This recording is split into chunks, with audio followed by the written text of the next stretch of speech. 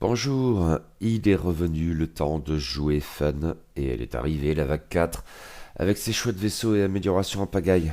Il fallait bien commencer à tester tout ça, et prisant les séparatistes et leurs trucs bizarres à foison, j'ai sans surprise commencé avec le bombardier droïde de classe Sienna, en 2 exemplaires, parce que bon. Et c'était aussi l'occasion de voir ce que les nouveaux coups pourraient changer pour les vaisseaux et améliorations antérieures, or mon Vulture adoré a été relativement gâté. Maintenant, c'est du test et un peu couillon. La liste que je vais vous présenter aujourd'hui, si elle s'en est bien sortie et me faisait marrer, ne visait pas à être compétitive, clairement. Mais qu'importe, on s'est bien amusé ce dimanche dernier, les camarades Albu, Bruno, Seprecham et moi-même. Mais du coup, je rejouais un tant soit peu nué, ce pourquoi le camarade Albu m'a maudit d'entrée de jeu. Mais séparatiste égale nué, comme je vois les choses là maintenant. Il y a certes l'infiltrateur site, mais je ne sais pas vraiment le gérer. En revanche, FFG a révélé tout récemment un certain nombre de choses concernant le Nantex de la vague 5, probablement assez de matière pour un nouvel article vidéo de preview d'ailleurs, il faudra que j'y réfléchisse. Et peut-être ce vaisseau contribuera-t-il à varier un peu plus ses archétypes dans cette faction. On peut l'espérer. Cela dit, moi les nuées, j'aime bien. Et nous avons donc aujourd'hui une liste à 6 vaisseaux, 6 petits socles, obviously, dont 5 droïdes, parce que... Mais l'objectif prioritaire était donc de tenter une première approche du tout nouveau tout beau bombardier droïde de classe Sienna. L'extension comprend plusieurs pilotes intéressants, mais sans surprise, mon premier choix a porté sur le plus jouissivement crétin du lot, le Kamikaze DBS 404, 30 points d'escadron, qui a aussi le bon goût d'être le droïde séparatiste bénéficiant de la meilleure initiative. À 4 seulement, c'est déjà ça. DBS 404, outre les calculs en réseau communs à tous les Hyena et tous les Vultures, et si cruciaux dans la nuée séparatiste, dispose donc d'une capacité spéciale très conne et très rigolote. Déjà, il peut effectuer des attaques d'armes principales à portée 0, ce qui est cool. Mais ensuite, quand il effectue une attaque, sans autre précision cette fois, à portée 0 à 1, il doit jeter un dé de plus. Et si la dite attaque touche, alors, juste après, DBS 404 subit automatiquement un dégât critique. Kamikaze, on vous dit. Mais rigolo. Maintenant, de toute évidence, ce vaisseau risque de dégager assez vite. 5 points de coque, pas de bouclier, une agilité normale de 2. Aussi ne suis-je pas bien certain qu'il soit très viable dans un contexte de jeu plus tendu, mais qu'importe. Par contre, il vaut mieux ne pas charger la barque, de toute évidence, aussi l'ai-je un temps soit peu chargé, en l'équipant des armes secondaires qui vont bien. Et tout d'abord, forcément, des torpilles à proton avancé, 6 points d'escadron. Cette attaque ne peut en effet être choisie qu'à portée 1, mais DBS 404 parce que c'est une tête brûlée a envie d'être à portée 1 pour jeter un dé de plus. Et là, subitement comme ça, paf, nous avons donc une attaque à 6 dés rouges avec une conversion de dégâts d'un normal en critique, tant qu'à faire. Autant le rentabiliser le kamikaze, Puis j'ai choisi, un peu connement, de me garantir une autre option d'attaque à portée 1 à 2, ce qui était probablement une erreur, il aurait été plus rentable de chercher quelque chose à portée 2 à 3. Et c'est pourquoi DBS 404 est également équipé ici de missiles groupés, 5 points d'escadron. Je ne vous fais pas le détail de cette amélioration que vous connaissez bien et que les nuées n'apprécient pas. À portée 1 avec DBS 404, ça nous donne tout de même 4 dés rouges qui se reportent éventuellement sur une seconde cible. Et voilà, c'est probablement déjà trop en fait, parce que équipé de la sorte, DBS 404 représente tout de même 41 points d'escadron, soit un cinquième de liste qui risque de partir en feu d'artifice assez vite. Ok, c'est le jeu, mais s'il a le temps de placer une ou deux attaques bien senties, il peut tout de même constituer un choix d'Alpha Strike assez redoutable. Pour mon deuxième Iéna, j'ai fait plus sobre en alignant un prototype Bactoïde, modèle que j'étais très curieux de tester. Il ne coûte que 28 points d'escadron à poil, mais pâtit d'une initiative minimale de 1 seulement. Ce qui honnêtement n'est pas forcément très grave dans une optique de nuée. Sa capacité spéciale est intéressante et s'est avérée bien plus utile durant l'ensemble des parties jouées ce dimanche que je n'aurais espéré. Tant qu'il effectue une attaque spéciale, alors si un vaisseau allié bénéficiant des calculs en réseau, soit n'importe quel Vulture ou Hyena, a verrouillé la cible, alors le prototype ne s'embarrasse pas des prérequis d'attaque du type acquisition de cible, calcul ou même concentration. L'autre particularité technique du prototype Bactoïde réside dans le fait qu'il dispose de 2 slots de missiles, en y sacrifiant son emplacement de torpille et celui d'engin. Il était du coup tout désigné pour tester une amélioration inédite et limitée à un seul exemplaire de cette extension, les missiles Diamant Bord, 6 points d'escadron.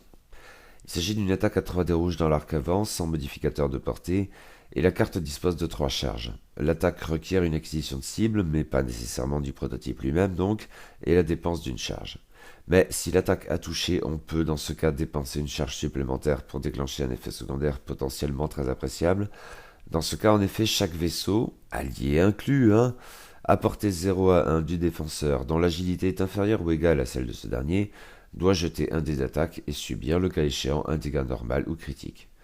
Niveau fiabilisation, c'est probablement pas le top et le coût en charge n'est pas négligeable, si le Yéna dispose certes d'une action de rechargement, mais rouge en sus de l'inconvénient habituel du marqueur de désarmement. Mais ça peut être intéressant, je suppose, tout spécialement là encore contre des nuées, et comme de juste aucun de mes adversaires ce dimanche n'a joué plus de 3 vaisseaux, tant pis. Le prototype Bactoïde, à la différence de DBS 404, fait aussi partie de ces Yéna qui disposent d'un emplacement de senseur. Et ça m'a semblé être l'occasion de tester une première fois une amélioration inédite qui me plaît beaucoup, les senseurs passifs, 3 points d'escadron seulement. Rappelons leur fonctionnement un peu tordu mais prometteur. L'amélioration dispose d'une charge récurrente et met en place une mécanique très intéressante. Elle offre tout d'abord une action consistant simplement à dépenser la charge de la carte. Il est précisé que cela ne peut se faire que lors de l'étape effectuer une action de la phase d'activation. La charge est dès lors inactive et, autre précision, dans ce cas le vaisseau ne peut pas être coordonné. Seulement voilà, quand le vaisseau s'engage si sa charge est inactive, alors il peut effectuer une action de calcul ou d'acquisition de cible. D'une certaine manière, cela revient donc à retarder autant que possible le moment de l'action, mais celle-ci ne peut être que calcul ou acquisition de cible, ceci afin de bénéficier de la meilleure information possible. Jusqu'à présent dans ce registre, le moyen conventionnel de retarder la décision ne pouvait guère se fonder que sur l'initiative supérieure, mais là on franchit une étape supplémentaire avec cette idée d'un vaisseau en attente et qui agit au tout dernier moment en réaction aux manœuvres et actions ennemies. Qui en bénéficiera le plus? À vue de nez au premier chef, il s'agira des vaisseaux dotés d'une valeur d'initiative basse, en complète opposition avec ceux que nous connaissions jusqu'alors, et surtout parmi eux, ceux qui emportent des armes secondaires réclamant de disposer d'une acquisition de cible. Il faut cependant y mettre un bémol. Si c'est en définitive d'un marqueur de calcul dont vous avez besoin, vous ne l'obtiendrez qu'en vous engageant et donc éventuellement bien tard dans la phase d'engagement, pour ce vaisseau comme pour ses camarades quand interviennent les calculs en réseau. Mais justement, le Yéna paraît littéralement fait pour cette amélioration, lui qui peut être bardé de missiles et de torpilles et ne perd pas vraiment au change avec un marqueur de calcul, si son gain tardif peut donc constituer un plus ou moins vague handicap. Et voilà donc pour le prototype Bactoïde, équipé de la sorte il coûte 37 points d'escadron, ce qui me paraît très raisonnable. Mais je voulais aussi un vaisseau en mesure d'emporter un relais tactique pour tous mes droïdes. DBS-32C aurait pu remplir ce rôle, mais je n'ai que 2 figurines de Yéna. Je me suis donc reporté sur une solution plus classique, un chasseur Balbolab 22, et plus précisément le plus exténué de ses pilotes, à savoir le capitaine Cyr, 39 points d'escadron, initiative 2. Cyr est du coup le seul pilote organique de la liste, avec l'action de concentration qui va bien, mais de toute façon, même la version droïde du Belbelab, le pilote automatique Fisanotro, ne bénéficie pas des calculs en réseau. En revanche, Cyr dispose d'une capacité spéciale qui peut intéresser ses alliés, surtout s'ils sont en masse. En effet, tant qu'un vaisseau allié à portée 0 à 3 du capitaine effectue une attaque principale, si le défenseur est dans son bullseye, alors avant l'étape neutraliser le résultat, le vaisseau allié peut dépenser un marqueur de calcul pour annuler un résultat évasion. Ça ne concerne donc pas Cyr lui-même, sauf amélioration. Les 5 autres vaisseaux de la liste étant tous calculateurs et la nuée pouvant faciliter la restrictive condition du bullseye, pourquoi pas? Par la force des choses, Cyr est donc un peu le chef d'escadron ici. Ce qui peut en faire une cible tentante, autant le rendre plus gras alors, en recourant au titre Soulless One, 6 points d'escadron, lequel confère à Cyr 2 points de coque supplémentaires déjà, et merci, c'est gentil. Mais en outre, il lui offre une relance d'un dé en défense si le vaisseau qui attaque Cyr n'est pas dans l'arc de tir de ce dernier. Sympathique. Mais la fonction primordiale de Cyr dans cette liste était donc d'embarquer un relais tactique. Mon choix s'est tout naturellement porté vers le petit nouveau de la gamme, TA-175 à 5 points d'escadron. Cette amélioration, 2 fois moins onéreuse que le plus classique Kraken, produit un effet de chantage qui n'est pas sans me rappeler notamment celui de l'amiral Sloan du côté de l'Empire Galactique.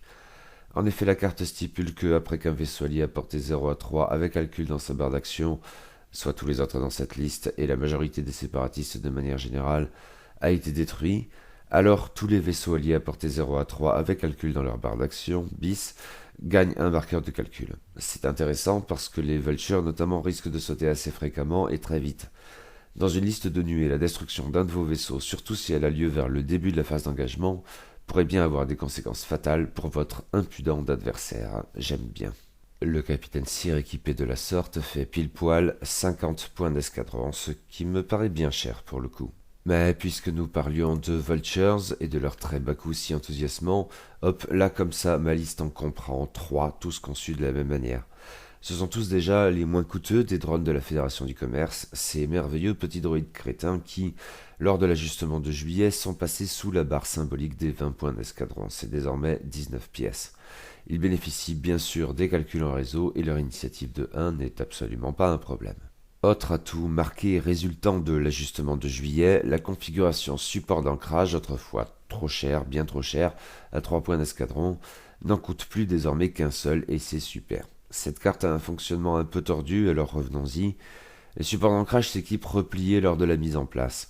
Dès lors, tant que le Vulture effectue une manœuvre, s'il chevauche un astéroïde ou un nuage de débris, spécifiquement cela ne fonctionne donc pas avec les nuages de gaz, et s'il y a un autre vaisseau allié au moins à portée 0 du dit obstacle, alors on peut retourner cette carte. Les supports d'ancrage sont désormais dépliés.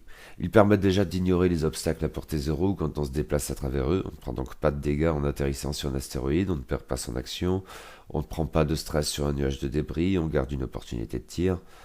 Et c'est là que les choses deviennent plus ambitieuses. Quand on révèle son cadran de manœuvre, s'il s'agit d'une manœuvre autre que tout droit à vitesse 2 et que l'on est à portée 0 d'un obstacle, on saute l'étape exécuter la manœuvre, autrement dit on reste sur place sur l'obstacle, et on retire un marqueur de stress si jamais.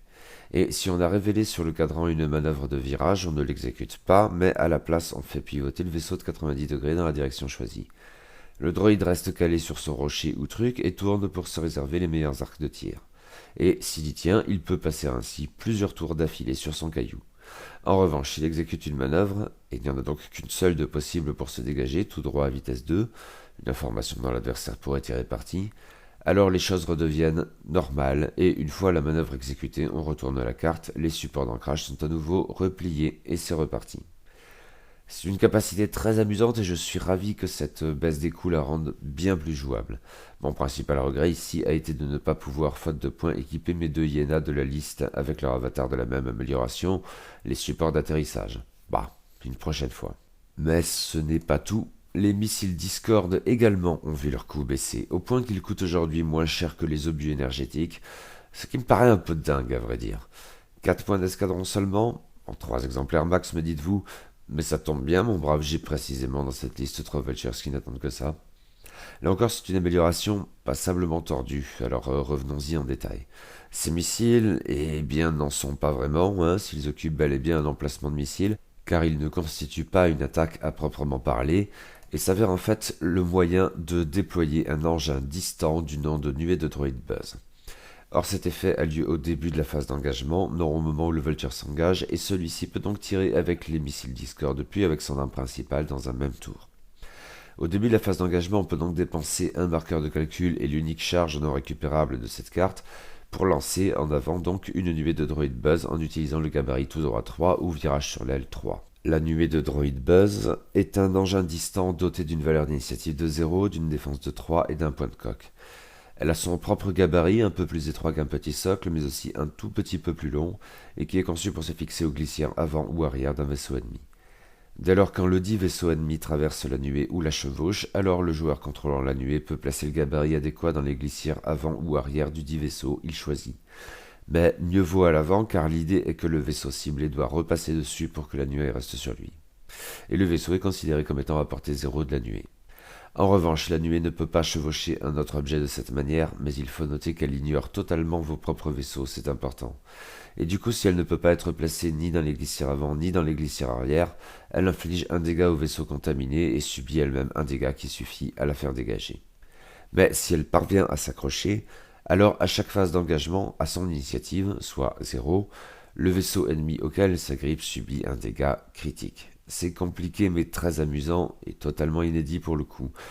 Certes, un pilote un peu aguerri fera tout son possible pour se positionner de telle sorte que la nuée de droïde buzz soit contrainte de le lâcher ou de sauter, ou utilisera éventuellement un de ses autres vaisseaux pour tirer dessus. Mais si la proie manque d'options pour s'en débarrasser, et ici un chasseur pouvant faire des tonneaux sera sans doute en bien meilleure posture qu'un gros socle bien lourdeau, elle risque d'en chier, à moins de consacrer donc une attaque d'un autre vaisseau à la nuée, mais priver de la sorte l'ennemi d'une attaque constitue déjà un avantage. Ceci étant, le gabarit n'est pas bien gros et il vaut mieux être sûr de son coup quand on lance les missiles Discord avec leur charge unique qui est récupérable. Il représente en tout cas une option de jeu inventive et amusante qui, bien gérée, peut effectivement se montrer redoutable. Et voilà, équipé de la sorte, chacun de ces vultures coûte 24 points d'escadron seulement, soit 72 points d'escadron en tout. Ce qui nous fait une liste certes pas optimisée à 200 points d'escadron tout rond. Bon, je suis en train d'en afficher le résumé. N'hésitez pas à mettre sur pause si jamais, mais pour le coup, moi je vais passer à la suite.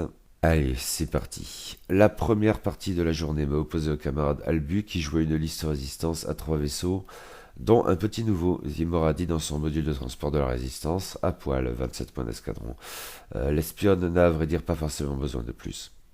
Mais c'était un peu la cerise sur le gâteau. La pièce maîtresse de la liste d'Albu était Rey, à bord de son YT-1300 récupéré, 73 points d'escadron, avec le titre Faucon Millennium de Rey, 5 points d'escadron. L'utilisatrice de la force, sous condition, peut utiliser ses marqueurs de force pour convertir des résultats vierges en touche ou en évasion, et le titre lui permet de gérer le stress des manœuvres boucles de Segnor aussi bien que des actions d'accélération ou de rotation de la tourelle.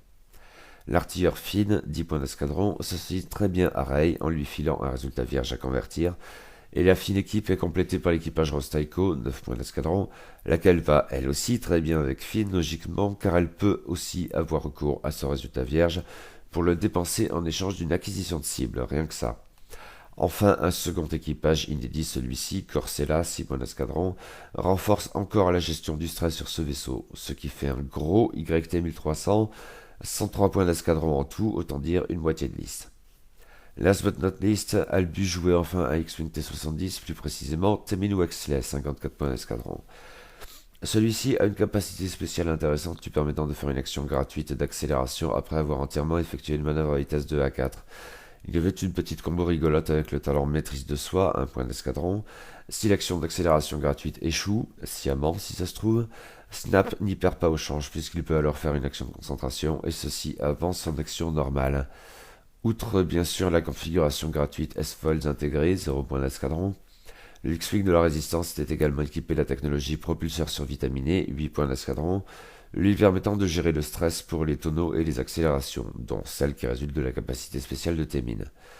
Et enfin de torpilles à proton avancé, 6 points d'escadron, qui vont bien, pour un total de 69 points d'escadron. Et une liste à 199 points d'escadron en tout, je vous en affiche le résumé en ce moment même, là encore, n'hésitez pas à mettre sur pause si jamais. Je m'étais muni de gros astéroïdes pour cette journée, désireux que j'étais de faire mumuse avec les supports d'ancrage de mes Vultures, en priant pour que ça ne pénalise pas mes hyénas. Albu aussi jouait avec les astéroïdes, mais de plus petits gabarits. Le choix d'initiative revenait à Albu. Il me semble qu'il a décidé que je serais le premier joueur. Les vaisseaux s'activaient donc dans cet ordre. Nuée de droïdes Buzz, drone de la Fédération du Commerce plus prototype Bactoïde, Vimoradi, Capitaine Sear, DBS 404, Teminu Wexley, Rey. Et il s'engageait dans l'ordre suivant: Rey, DBS 404, Teminu Wexley, Capitaine Sear, drone de la Fédération du Commerce plus prototype Bactoïde, Vimoradi, nuée de droïdes Buzz. J'ai positionné ma nuée au centre gauche du tapis de jeu, mes 3 drones au premier rang, Sear au milieu en arrière, avec le prototype Bactoïde à sa droite et DBS 404 à sa gauche. Albu quant à lui a placé Teminu Wexley et Vimoradi ensemble à ma droite et Rey à ma gauche. Il apparaissait clairement que cette dernière serait ma proie.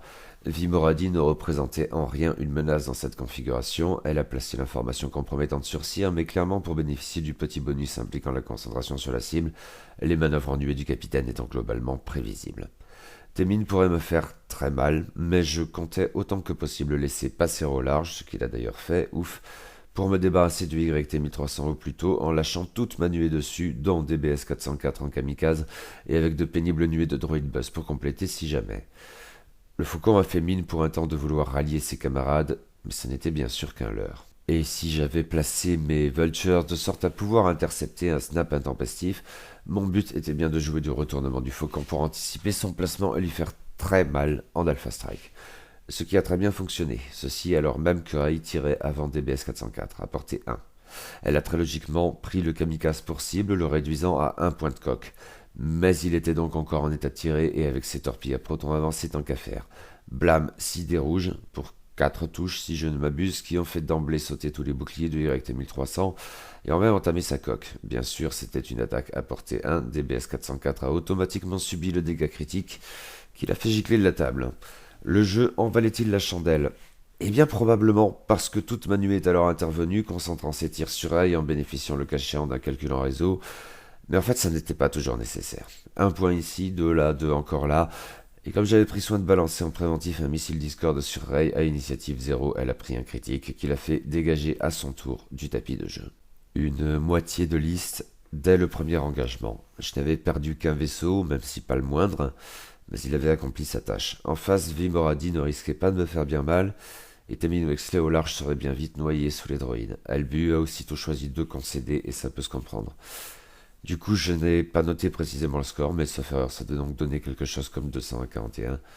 Victoire séparatiste et étonnamment rapide. Nous avons joué les gagnants contre les gagnants, ce qui m'a opposé pour la deuxième partie de la journée au camarade Seprecham, lequel jouait une liste racaille des scélérats à 2 vaisseaux seulement, un gros socle et un socle moyen. Le gros était un cargo léger YV 666 piloté par le filou Moralo Eval, 68 points d'escadron, soit le Gus qui, à 2 reprises, peut temporairement quitter le champ de bataille en sortant délibérément du tapis de jeu. Il revient alors au tout début du tour suivant par le même bord. Je suppose que c'est ce qui justifie le choix du talent manœuvre improbable, 6 points d'escadron, sur un châssis autrement pas réputé pour son agilité, mais dans l'arc de tir à 180 degrés est certes à prendre en compte. Le YV 666 embarquait un artilleur de choix en la personne de Han Solo, 12 points d'escadron, qui lui permettait, très chouette habilité, de faire une concentration rouge avant de s'engager. Le stress qui en résultait, ou tout autre stress certes, pouvait éventuellement être géré par un déflecteur électronique, 2 points d'escadron.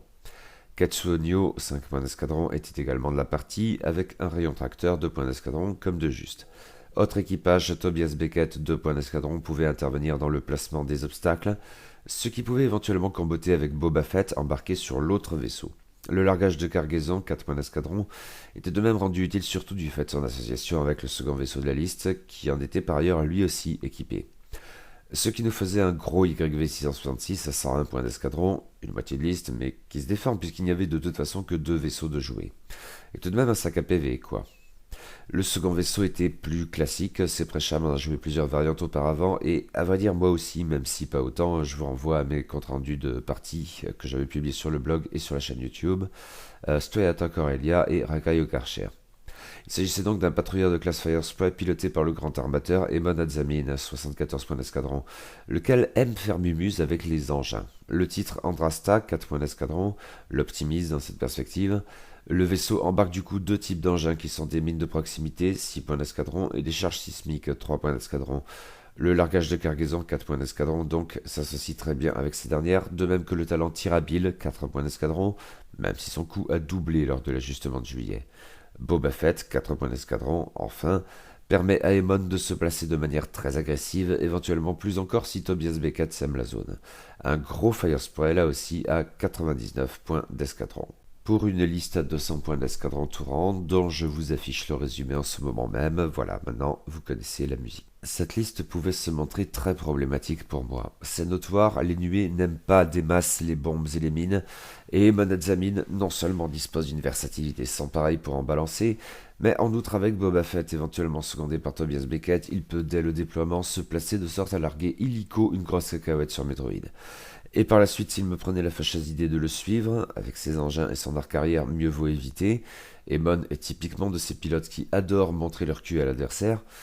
Il pourrait encore me compliquer la vie en larguant une cargaison à faire sauter aussi sec avec des charges sismiques, ou à conserver pour bénéficier de tir habile et m'infliger du stress. En pareil cas, le joueur de nuée, je suppose, ne peut guère qu'accepter le fait accompli et composer avec. Mais cela m'incitait d'autant plus à chercher prioritairement des noises à Moralo et Val.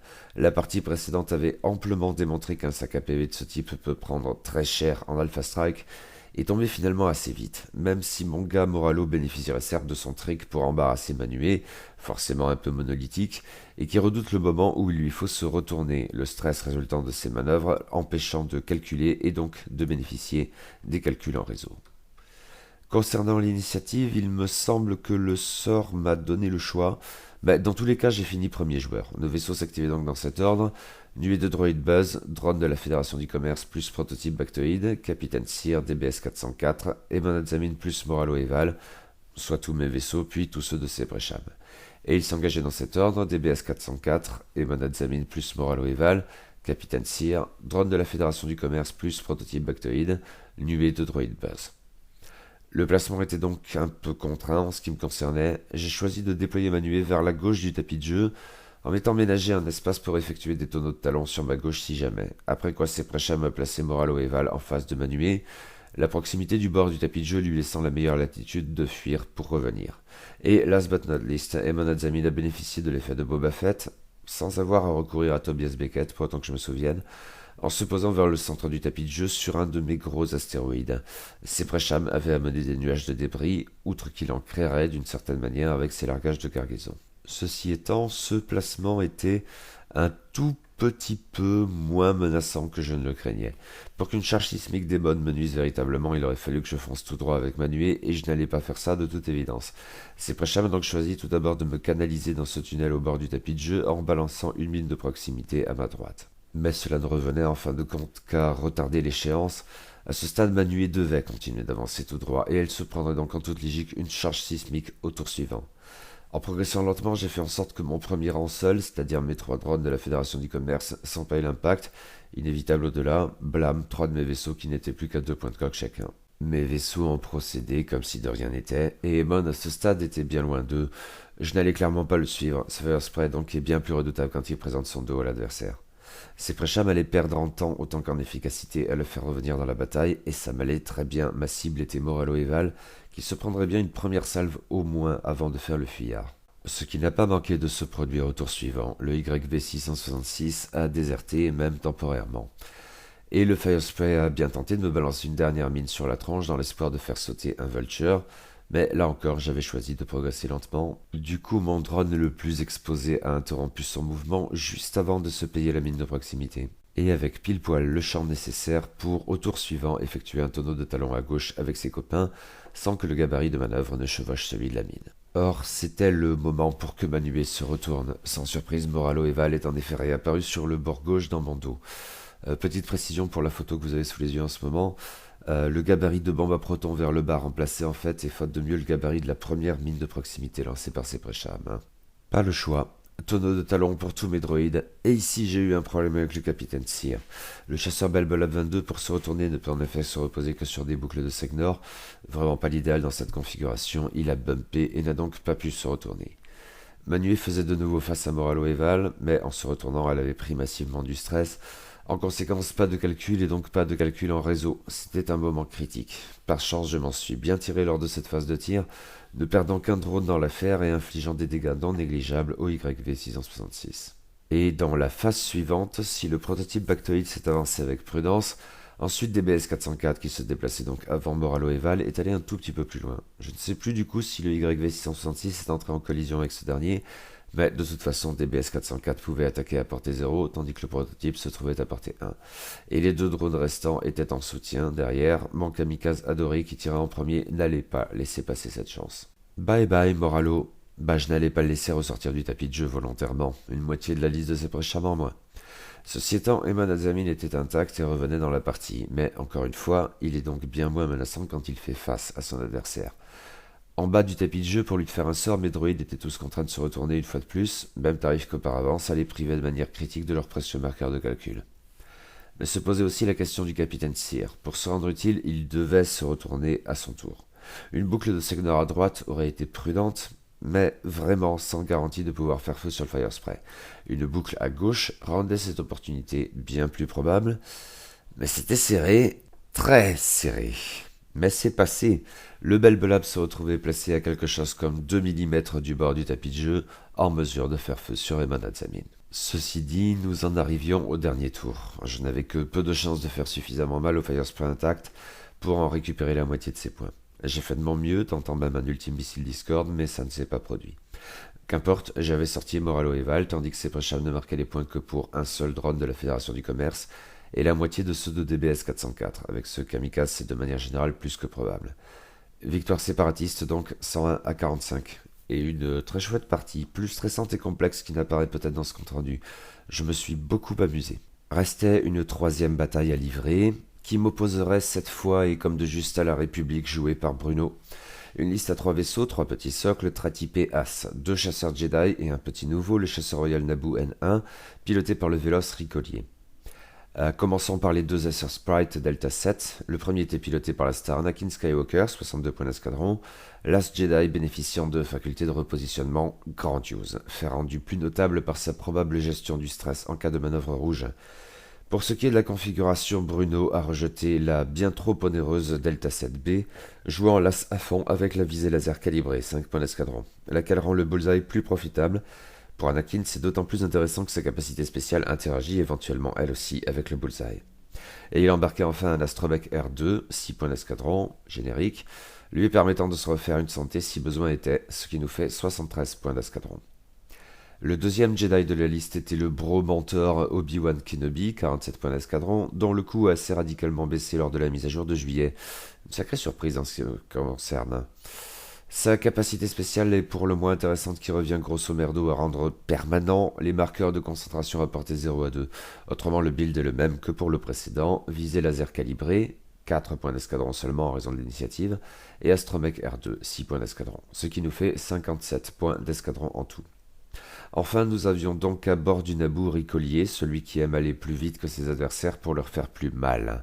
Sa capacité spéciale est rendue plus fiable et efficace avec l'Astromech R2 à 6 points d'escadron, en même temps que ses capacités génériques plein gaz fonctionnent bien avec le talent feinte, 7 points d'escadron.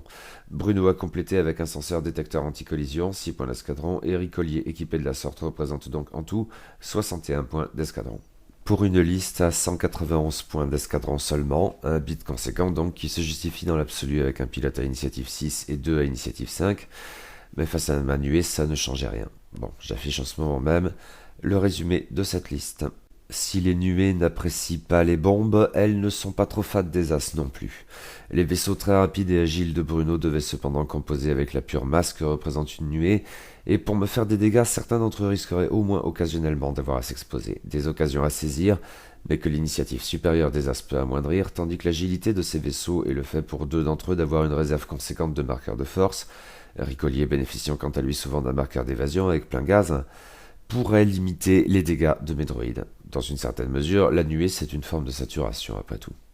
Avec son bit conséquent, c'était forcément à Bruno de choisir qui serait le premier joueur, mais cette décision n'interviendrait que pour le placement des obstacles, tous mes vaisseaux ayant une initiative inférieure et même largement inférieure à tous les siens. Je crois qu'il m'a désigné premier joueur, cela dit. Nos vaisseaux s'activaient donc dans cet ordre: nuée de droïde Buzz, drone de la Fédération du Commerce plus prototype Bactoïde, Capitaine Sear, DBS 404, Obi-Wan Kenobi plus Ricolier, Anakin Skywalker, et donc tous mes vaisseaux puis tous ceux de Bruno. Pour l'engagement, c'est donc l'ordre exactement inverse: Anakin Skywalker, Obi-Wan Kenobi plus Ricolier, DBS 404, Capitaine Sear, drone de la Fédération du Commerce plus prototype Bactoïde, nuée de droïde Buzz. J'ai placé ma nuée au centre de mon bord du tapis de jeu, Bruno a placé Obi-Wan Kenobi juste en face de moi, Ricolier à peine un chouïa plus à l'écart vers ma gauche, et Anakin Skywalker enfin davantage à l'extérieur sur mon côté droit. Conscient de ce que les vaisseaux de Bruno avaient une certaine propension à aller vite, j'ai choisi de me montrer un tantinet plus agressif que d'habitude, en espérant une opportunité de tir raisonnable, même à une certaine distance, au moins sur Obi-Wan Kenobi, ma cible prioritaire au vu de la configuration de la partie. Ce qui a fonctionné au-delà de mes espérances. Le Jedi a bien tenté de manœuvrer ensuite de sorte à se placer derrière un astéroïde, mais tous mes vaisseaux ou presque étaient en mesure de lui tirer dessus, et si l'un d'eux a rajouté même un missile Discord, tant qu'à faire. Malgré l'obstacle, malgré les 3D verts, malgré la force, malgré ses capacités spéciales, Obi-Wan demeure relativement fragile, et il n'a pas fait long feu. Dès le premier engagement, un Jedi de moins, et je n'avais subi aucune perte. Restaient tout de même deux as très véloces à gérer. Maintenant, ils étaient tous deux engagés dans des manœuvres de contournement. Anakin a joué la prudence, passant dans mon dos, mais Ricolier s'est montré plus agressif. Dans ses deux précédentes parties, Bruno, emporté par les pleins gaz, avait eu tendance à garder Rick trop loin du combat et de l'or inutile. Cependant, il n'en est pas résulté de dégâts de mon côté, si je ne crois pas avoir pu tirer sur aucun de ces vaisseaux à ce tour. Venait le moment de se retourner. Pour ce qui est du capitaine Sear, je voulais retenir la leçon de la partie précédente, inutile d'essayer de le faire suivre le mouvement général de la nuée avec ses boucles de Segnor inappropriées. J'ai donc choisi de simplement le faire tourner à gauche, brusquement, afin de bloquer Ricolier, ce qui a fonctionné. Le Naboo, cela dit, ne risquait pas vraiment de se prendre de mes attaques. Je voulais me concentrer sur Anakin Skywalker, clairement. Hélas, j'ai fait une grosse boulette avec des BS-404, un placement un peu trop approximatif, et il est entré en collision avec son copain le prototype Bactoïde. Il n'a donc pas pu se retourner, ce qui le privait d'opportunité de tir, et en faisait une cible probablement toute désignée pour Anakin Skywalker, mais je ne me souviens plus si le Hyena Kamikaze était dans l'arc de tir du Jedi ou pas. Dans tous les cas, rien de grave, je n'ai pas subi de perte à ce tour non plus, même sans pouvoir recourir au calcul en réseau. C'est alors que j'ai choisi de scinder ma nuée en 2 groupes. C'est un problème classique de toute nuée, quand est-il pertinent de rompre la formation? Mon idée était de coincer Ricoli avec mes Vultures, dont un qui s'est jeté sur un astéroïde avec joie pour bénéficier de ses supports d'ancrage, très bien placé dès lors pour pivoter en ayant de bonnes chances de conserver le Naboo dans son arc de tir, tandis que mes Hyena s'en prendraient à Anakin Skywalker, appuyé par le capitaine Sear, cette fois en mesure de se retourner, ce qui lui donnait par ailleurs des chances raisonnables de se reporter sur Ricoli au cas où. Un plan qui a plutôt bien fonctionné avec le Naboo, pas vraiment avec le Jedi, mais il n'était du coup pas en mesure de m'attaquer. Puis ce fut le moment du chassé-croisé, mais Yana pouvait continuer de se focaliser sur Anakin Skywalker avec un Vulture en soutien qui ne pouvait mieux faire. En revanche, tandis que l'un de mes drones pivotait donc sur son caillou, le troisième a pu se retourner face à Rick, et surtout Sear a choisi de lâcher le Jedi pour le Naboo. Ici, quand je vois la photo, je ne m'explique pas bien qui a pu tenter de lancer une nuée de droïdes basse juste à côté de Ricolier. Pas exclu que j'ai triché par inadvertance en la lançant avec un Vulture stressé, donc sans calcul à dépenser, auquel cas toutes mes excuses. Heureusement, cela n'a pas prêté conséquence pour le reste de la partie. Rick s'est bien passé dessus au tour suivant, mais le dégât infligé n'a rien changé au score. Bizarre, mais à culpa si jamais. Mais le dernier tour de jeu a de toute façon été relativement confus de mon côté. La nuée était tellement éclatée qu'elle n'avait plus grand-chose d'une nuée. Et si à ma gauche j'ai pu bloquer Anakin, tandis que Ricolier se sortait un peu mieux de mon piège à bump, c'était au prix d'une attaque importante de DBS 404, pas en mesure de faire feu sur qui que ce soit. L'attrition a étrangement joué en ma faveur, cela dit. À ce stade, sauf erreur, il ne restait plus, à force, qu'un seul point de coque sur chacun des 2 vaisseaux de Bruno. Hélas, je n'ai pas su infliger les ultimes dégâts qui les auraient fait sortir du tapis de jeu. Reste qu'à la fin, j'avais marqué tous les points pour Obi-Wan Kenobi et la moitié des points pour Anakin Skywalker et Ricolier. Bruno, de son côté, qui a joué de malchance, n'a eu que la moitié des points pour un seul drone de la Fédération du Commerce. 3e victoire séparatiste, donc 125-12. Eh bien, c'était inespéré. Ceci dit, je crois qu'il est assez difficile d'en tirer vraiment des enseignements pour l'avenir globalement. Du moins en ce qui concerne les Hyena, ceux-là même qu'il s'agissait en principe de tester. Le bilan est bien plus net en ce qui concerne les vaisseaux de la vague 3. Côté positif, incontestablement, la palme revient aux Vultures avec leur nouvelle gamme de coups, qui vaut aussi bien pour les vaisseaux que pour leurs 2 améliorations, les supports d'ancrage d'une part, devenus vraiment très attractifs maintenant qu'ils ne coûtent plus qu'un seul point d'escadron, et d'autre part les missiles Discord que je trouve vraiment très rentables à ce prix en plus d'être fun. Je les aime vraiment beaucoup. Je sais que ce n'est pas le cas de tout le monde, mais... Mes aïeux, tout ça pour 24 points d'escadron seulement ? Et qu'on peut donc spammer sans y réfléchir à 2 fois, honnêtement, je ne vais pas m'en plaindre, loin de là, et je suis ravi que la configuration notamment coûte moins cher. Mais objectivement, je crois qu'on est à la limite de l'indécence, là. Côté négatif, le capitaine Sear, je ne suis vraiment pas fan. Sa capacité spéciale ne m'a pas servi une seule fois de ces 3 parties, et ce que j'en retiens avant toute chose, c'est qu'un Balbela peut rencontrer de grosses difficultés pour conserver la formation avec des Vultures ou des Hyena. Parce que si les cadrans de ces 2 derniers se complètent plutôt bien, notamment pour virer brusquement et pour se retourner, le Balbela, lui, n'a pas le même profil de manœuvre, et en vient inévitablement à foutre le bordel plutôt qu'à se rendre utile dans ces circonstances. Associer un de ces chasseurs à une nuée droïde est donc rapidement problématique. S'il fallait vraiment retenter la chose, à l'avenir, je m'en tiendrais probablement au pilote automatique Fizanotro. Au moins, il fournirait un calcul utile au droïde. Mais j'y crois de moins en moins. Mon Belbelab idéal, c'est clairement le général Grievous en flanqueur. Outre sa capacité spéciale finalement inutile, la raison d'être de Sear dans cette liste était d'emporter un relais tactique, en l'espèce TA-175, qui lui non plus ne m'a servi à rien. Bon, c'était peut-être situationnel. Mais plus ça va, moins je suis convaincu de la pertinence des relais tactiques, et oui, même en y incluant Kraken. Disons du moins qu'ils ne me paraissent pas avoir quoi que ce soit d'indispensable. En tout cas avec un Belbelab pour l'embarquer. Il me faudra probablement tester DBS-32C, mais il revient cher. Je ne sais pas, il faut que j'y réfléchisse. Et les Hyena alors ? Ici, il est peut-être plus difficile de dresser le bilan, et c'est ennuyeux parce que c'était tout de même un des principaux objets de cette liste. Commençons par le prototype Bactoïde. Du côté des bons points, il n'est pas cher et ses capacités spéciales s'est avéré régulièrement utiles tout au long de ces 3 parties.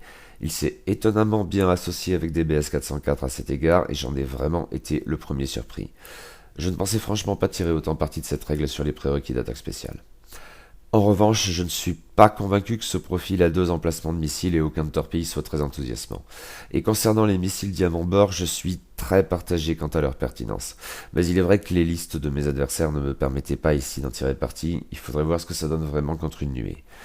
Certes, c'est moins cher que des torpilles à protons ou même que des torpilles à plasma, mais c'est probablement bien moins intéressant dans l'absolu. Je ne peux pas me prononcer plus avant, cela dit. Quant au senseur passif, bilan plutôt positif, mais ces parties m'ont fait prendre conscience de ce que reporter la décision jusqu'à l'initiative 1 pour le calcul peut être vaguement handicapant, et il me faudra creuser la question. Reste le cas de DBS 404. Il est très rigolo, ça c'est sûr. Maintenant, est-il pertinent? Tout spécialement dans un contexte compétitif? Je n'en suis vraiment pas persuadé, mais ça n'est pas totalement exclu. Il peut vraiment faire de l'Alpha Strike redoutable. Ray pourrait en témoigner si elle était encore vivante. Haha. Balancer des torpilles à protons avancés avec lui, c'est tout de même jouissif. Maintenant, il peut faire plop très très vite, et mine de rien, ça fait des points quasi donnés à l'adversaire. Je ne sais pas. La seule chose dont je suis à peu près sûr ici, c'est que lui donner à la fois des torpilles à protons avancés et des missiles groupés était très probablement une erreur. Si je devais le rejouer à l'avenir, je ferais clairement l'impasse sur ces derniers. Et à vue de nez, je ne les remplacerai pas par une autre arme spéciale utile à portée 3. Je ne suis pas certain, vraiment pas que ce soit pertinent. Mieux vaut éviter de charger la barque avec lui, et les torpilles à protons avancés sont probablement le choix le plus cohérent. Il faudra continuer de tenter des trucs et des machins avec lui, mais parce qu'il est fun, surtout. Bon, on verra bien. Quoi qu'il en soit, je me suis bien amusé, et même avec toutes ces incertitudes, le Iéna me plaît bien. La diversité étonnante du châssis appelle à bien des expériences, je ne manquerai pas d'y revenir un de ces jours. Niark. Voilà, c'est tout pour aujourd'hui. J'espère que cette vidéo vous a plu, et si vous voulez soutenir la chaîne, et bien surtout n'hésitez pas, ça fait toujours plaisir. Ça peut passer par des abonnements, des commentaires, des pouces si possible vers le haut, des partages, ce genre de choses, tout ce que vous voulez. C'est toujours appréciable, et donc merci d'avance et à la prochaine fois.